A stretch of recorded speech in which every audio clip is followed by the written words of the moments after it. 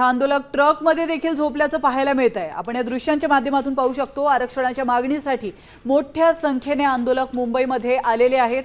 CSMT परिसरात मोठ्या संख्येने आंदोलक झोपलेत, तर इकडे ट्रकमध्ये देखील काही आंदोलक झोपल्याची माहिती मिळते आणि याचा आढावा घेतला आमचे प्रतिनिधी गणेश कवडे यांनी। मराठा समाजाला आरक्षण मिळावं आणि याच आरक्षणासाठी खरं तर आझाद मैदान या ठिकाणी सगळे मराठा बांधव आहेत ते महाराष्ट्रातल्या विविध कोपऱ्यातून आहेत ते आलेले पाहायला मिळत आहेत।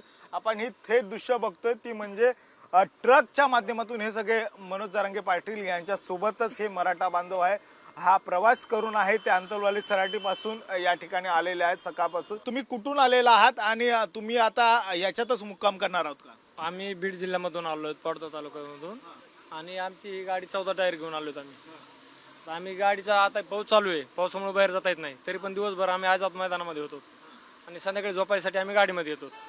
तिथं जेवणा बिवणाची सोय कशी झाली आहे? आणलं होतं का? जेवणाची सोय आम्ही सगळं गाडीत हे केलं, गॅस बेस आणून।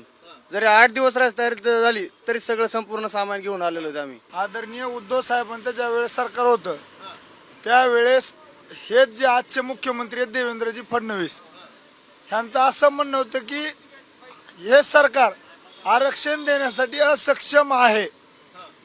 आज स्वतः देवेंद्रजी फडणवीस साहेब मुख्यमंत्री आहेत, आज त्यांच्या हातात पूर्णतः कायदा सुव्यवस्था त्यांच्याकडे आहे, आज ते स्वतः आरक्षण का देऊ शकत नाहीत?